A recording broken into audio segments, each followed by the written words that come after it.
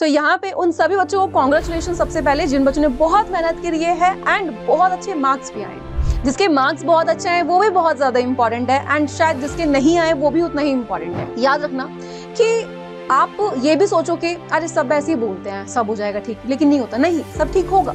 आपको वो स्ट्रीम लेनी है जो आपको पसंद है। अगर आपको मैथ्स पसंद है, मैथ्स से करो। कॉमर्स पसंद है, कॉमर्स से करो।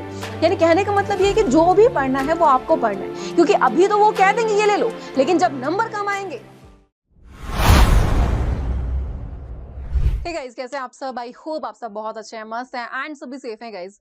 तो ये वीडियो बनानी बहुत ज्यादा जरूरी हो गई थी। तो हम सबको पता है कि 13 मई को आ चुका है क्लास 10th का रिजल्ट और क्लास 12th का भी रिजल्ट। क्लास 10th का जब रिजल्ट आया तो बहुत सारे बच्चे खुश थे। इसलिए खुश थे क्योंकि उनके मार्क्स बहुत अच्छे आए हैं, एंड हमें बहुत ज्यादा खुशी हुई कि बच्चों के 99% आए, 98, 95 इस तरीके से। तो काफी बच्चे बहुत ज्यादा खुश थे, एंड बनता भी है क्योंकि बच्चों ने मेहनत करी है शायद, है ना। सबको लगता है कि इतनी परसेंटेज लेकर आने में कोई मेहनत नहीं लगती, जबकि ऐसा नहीं है।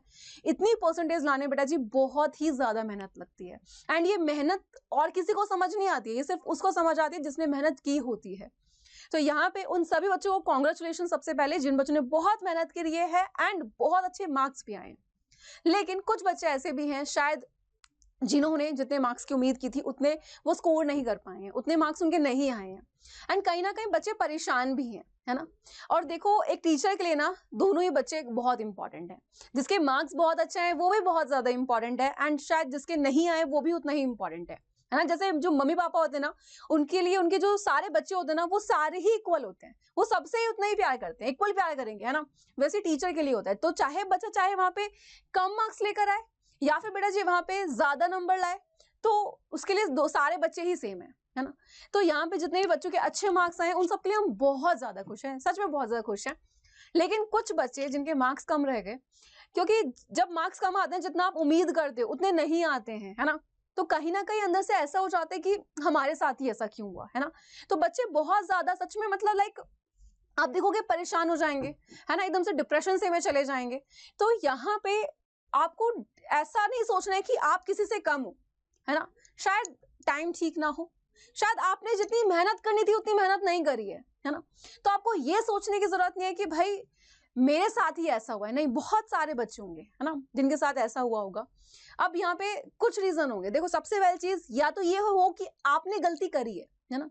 अगर आपकी गलती, आपने पढ़ाई नहीं करी है तब नंबर कम आए, तो आप यहाँ पे बेटा किसी को दोष नहीं दे सकते कि ये किसी और की वजह से हुआ है। नहीं, वो सिर्फ आपकी वजह से, क्योंकि आपने पढ़ाई नहीं करी है।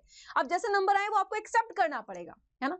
अब लेकिन वो बच्चे बेटा जी जिन्होंने शायद मेहनत भी करी थी बट उसके अकॉर्डिंग उनको रिजल्ट नहीं मिला, है ना। और पता है आधा मन परेशान क्यों होता है? आधा मन परेशान दूसरों की बातों से ही हो जाता है कि उसके तो 95 आए, तेरे 60 क्यों आए। अरे क्या बात हो गई? ठीक है, हो गया। पहला बच्चे ने अभी पेपर दिया है, पहला पड़ाव है जिंदगी का, पार कर दिया, उसको समझ आई कुछ चीजें सीखिया उसने अभी। तो वहां पे आप उसको समझाओ, ये नहीं कि आप उसको ताने मारो, है ना। तो जितने बच्चे ऐसे ना, शायद आपको आपके जितने भी जो रिश्तेदार है वो बहुत कुछ बोल रहे होंगे, है ना। बहुत सारे लोग होंगे, आपके फ्रेंड्स वगैरह होंगे, और भी लोग होंगे जो कुछ ना कुछ कह रहे होंगे, इतने कम मार्क्स कैसे आ गए। किसी की बात सुनने की जरूरत नहीं है ना। जिंदगी का आपने अभी पहला पड़ाव पार किया है, अभी ऐसे बहुत सारे पड़ाव आएंगे। एंड शायद बेटा जी यहाँ पे याद रखना कि आप ये भी सोचो कि अरे सब ऐसे ही बोलते हैं, सब हो जाएगा ठीक, लेकिन नहीं होता। नहीं, सब ठीक होगा, टाइम पर होगा। शायद आपको थोड़ा अपने आप को भी सुधारने की जरूरत पड़ेगी, है ना। तो यहाँ पे बस एक चीज ध्यान रखना कि जो हो गया हो गया, आप उसको बदल नहीं सकते हो, है ना। तो यहाँ पे जो हो गया, अब सोचो आगे क्या करना है। अब ये याद रखना कि 10th में मैंने अच्छे से नहीं पढ़ा, तो याद रखना कि आपको 11th में अच्छे से पढ़ना है। और जो बच्चे ये सोच के बैठे हैं कि कितना भी मेहनत कर लो ऐसे ही होता है, तो कभी कभी टाइम होता है कि शायद ऐसी चीजें हो गई हैं, आप बोलोगे मैम हम तो अच्छा करके आए थे लेकिन हमें मार्क्स नहीं मिले। होगा, है ना। लेकिन इसको यहीं पे खत्म कर दो, रिजल्ट आ गया है, उस चीज को एक्सेप्ट करो एंड आगे बढ़ो। लेकिन परेशान नहीं होना, क्योंकि जब आप परेशान होगे ना तो आपकी मेंटल हेल्थ खराब हो जाएगी पूरी। और किसी की बातों से बिल्कुल फर्क मत पड़ने देना, मैं पहले ही बोल रही हूँ, ठीक है। इंसान कितना भी ताकतवर हो, अगर वो यहां से मजबूत नहीं है तो उससे कमजोर इंसान दुनिया में नहीं होता है। तो मैं आपको बस एक चीज बोलूंगी, जितने मेरे बच्चे हैं सबसे पहले वापस से बोल रही हूँ, जिनके बहुत अच्छे मार्क्स है बेटा जी, कॉन्ग्रेचुलेशन, हम बहुत ज्यादा खुश हैं। लेकिन जिन बच्चों के मार्क्स कम है, प्लीज बेटा जी उदास मत होना, है ना। लाइफ में आगे बढ़ना सीखो, गलतियों से सीखना सीखो कि भाई ये गलती हो गई है, अब मुझे आगे नहीं करना है।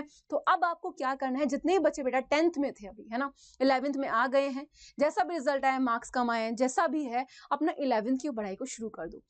10th में नहीं पढ़ा है, 11th में पढ़ना है, ठीक है। 10th में पढ़े थे लेकिन उतने मार्क्स नहीं आए, कोई बात नहीं, क्या पता कुछ गलती रह गई, क्या जिस तरीके से लिखकर आना चाहिए था आप नहीं लिख कर आए हो। देखो बेटा, एक चीज ना जिंदगी में याद रखें कि हम जितनी मेहनत करते हैं उतना फल हमें मिलता है।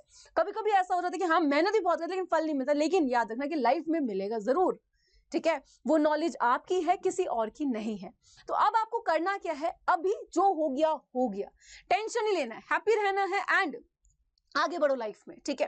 अभी तो बहुत सारे एग्जाम बचे हैं बेटा जिंदगी में, अभी तो पहला पेपर दिया, अभी तो बहुत सारे बच्चे हैं, है ना। तो वहां पे अपने आप को क्या करना है, आपको बताना है कि भाई मैं किसी से कम नहीं हूं, है ना। तो अपनी 11th की पढ़ाई शुरू कर दो, क्योंकि बेटा 11th जितना इजी आपको लगती है उतनी इजी तो नहीं है, मैं सीधा बोल रही हूँ, उतनी इजी 11th बेटा जी नहीं है ना।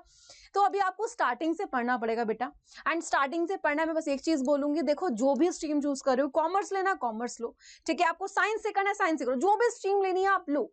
बस एक चीज का ध्यान रखना कि जो भी स्ट्रीम लो सोच समझ कर लेना, जिसमें आपका मन है। किसी रिश्तेदार के कहने पे मत लेना, किसी भी भाई बहन, किसी भी अंकल आंटी के कहने पे आपको अपनी स्ट्रीम चूज नहीं करनी है। आपको वो स्ट्रीम लेनी है जो आपको पसंद है। अगर आपको मैथ्स पसंद है मैथ्स से करो, कॉमर्स पसंद है कॉमर्स से करो। यानी कहने का मतलब ये है कि जो भी पढ़ना है वो आपको पढ़ना है, क्योंकि अभी तो वो कह देंगे ये ले लो, लेकिन जब नंबर कम आएंगे तब वो अपना दोष नहीं बताएंगे कि उन्होंने थोपा था आपके ऊपर ये चीज कि भाई तुम्हें ये करना है, नहीं। तब वो ये देखें, तब वो ये बोलेंगे कि तुम्हारे परसेंटेज वापस से क्यों कम रह गए, है ना। तो आपको जो यानी कि जो पढ़ना है, जिस चीज में आपको मन है आप वो करो, ओके।